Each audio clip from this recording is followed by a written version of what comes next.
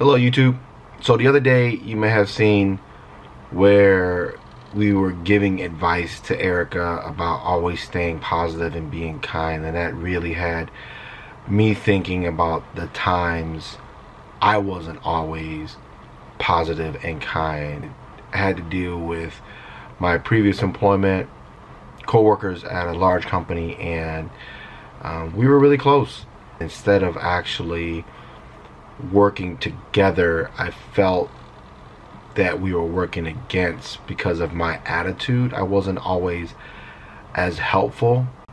It came down to me being very selfish and allowing the individual to getting themselves into trouble.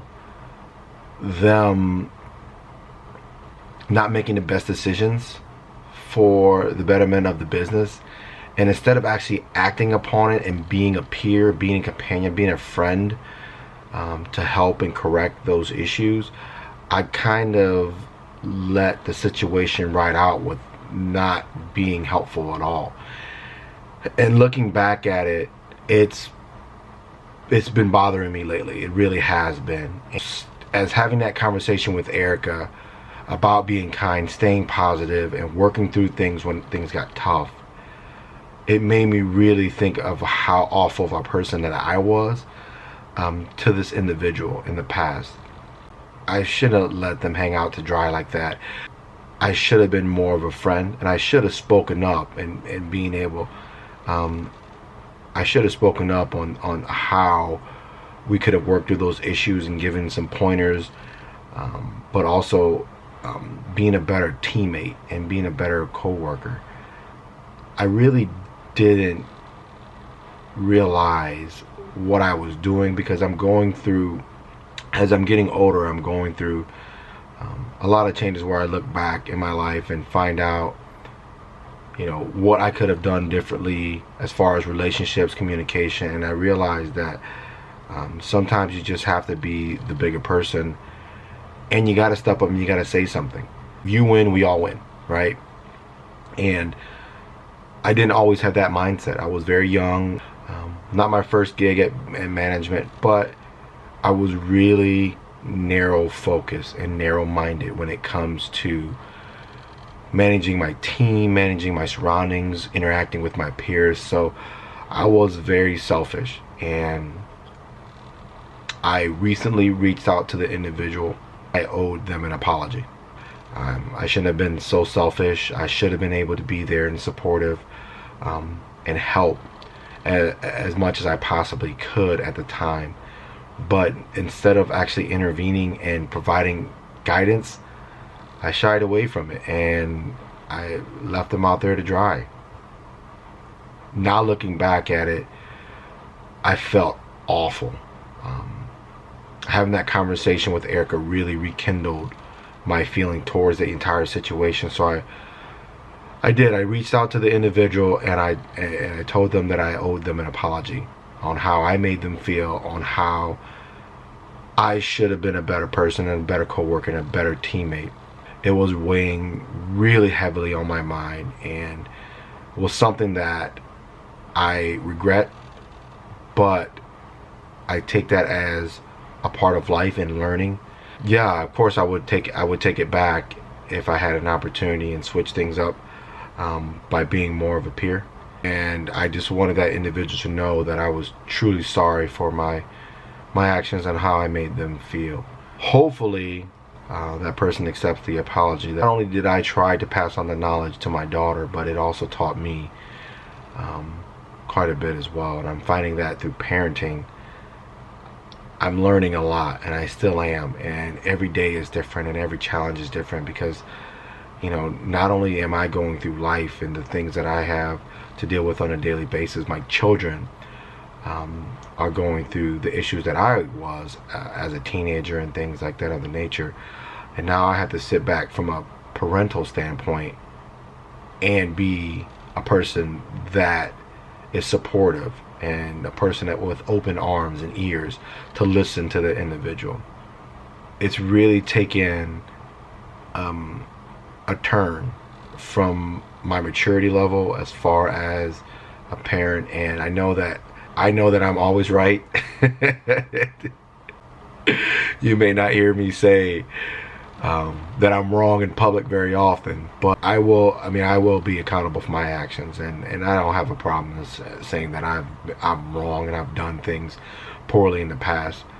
Every day parenting to me is always a challenge, because as an adult I find that the situations that my children are dealing with, they're pretty much everyday teenage stuff, right? And it's something that that I've gone through as a kid, my wife's gone through as a kid, and the difference with today is the exposure of social media and how it grows exponentially. But the one thing that I will tell you is that the most beautiful part of parenting is not only watching your children grow, but at the same time watching myself change and grow with them. My main goal is to make sure that my children do better than me, and that comes from my experience. So my goals is to help them and aid them based on my experience and guide them through life. Ultimately, they'll make the decisions themselves on what they want to do and how they want to choose their lifestyle. But Valentine and I, as parents, will guide our daughters. We also understand that they're not always going to agree with us. We give them that right to express themselves however they would like. At the end of the day, we're going to guide them to the best decisions. I've changed. I know that I'm not the same person that I was 10 years ago. I'm definitely not the same person I was last year. A lot of people don't know this, but 2 years ago, I stopped social smoking. A bad habit of mine for a long time, since my teen years. This May would be 2 years. Yes, this May would be 2 years that I have not had a single drink of alcohol. And a lot of people will ask me why, and why I've gone so long, if I'm ever going to drink again. The decision of me not drinking was based on, one, my health. I want to be here as long as possible for my kids, and I know that drinking did not help extend my life. I made some really dumb decisions, but I never wanted to be in a situation where I was unable to control my surroundings, and alcohol prevented me from having clear judgment. So I stopped drinking because it didn't give me clear vision, and I didn't want that to impair my ability to be a father, to be a husband, as great as I possibly could. My wife has dealt with me drinking for quite some time now. She has been there, very supportive of me, and taken on a role of being a wife that is committed. Because there are some times where I will tell you,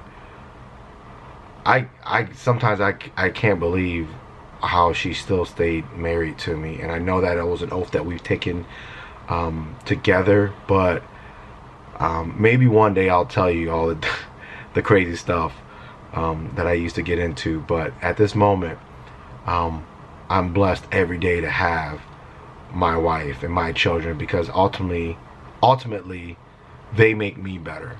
And the biggest reasons why I stopped the smoking and the drinking was because of them. And that's simple as it gets. Very proud to say that I've noticed a change in myself as being more patient and being more understanding and caring. As a father, I know that I'm the first male presence in their lives, and then my direct actions with them and also my wife are going to be their perspective of all men going forward from the day of inception.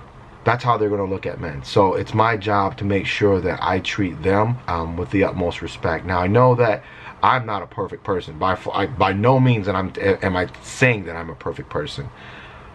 But the one thing that I can say is I've learned over the years to be more compassionate, more patient, and more effective as a communicator by opening up truly how I feel, instead of actually holding it inside and letting it all pile up.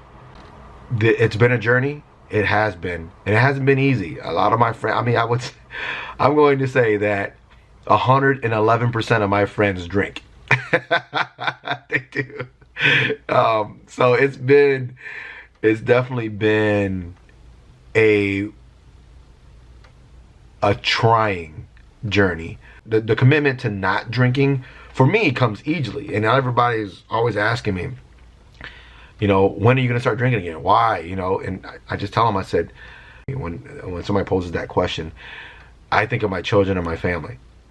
I do. When I think about that, the decision to stop drinking and smoking is very easy. I want to be there for them as long as possible.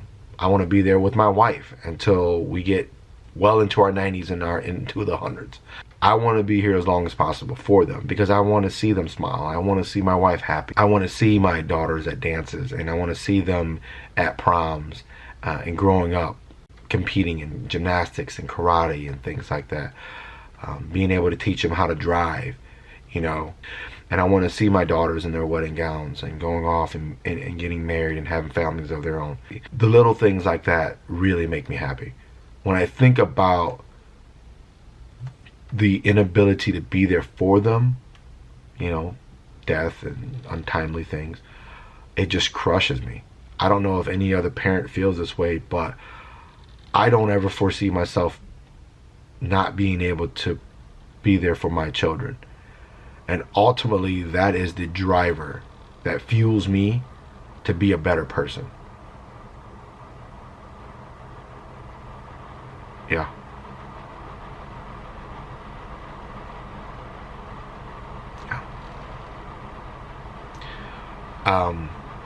You know, I've had some unfortunate events where I've lost friends who had daughters, sons, families, and knowing that they're not here for their children, for their significant others, their wives and their husbands,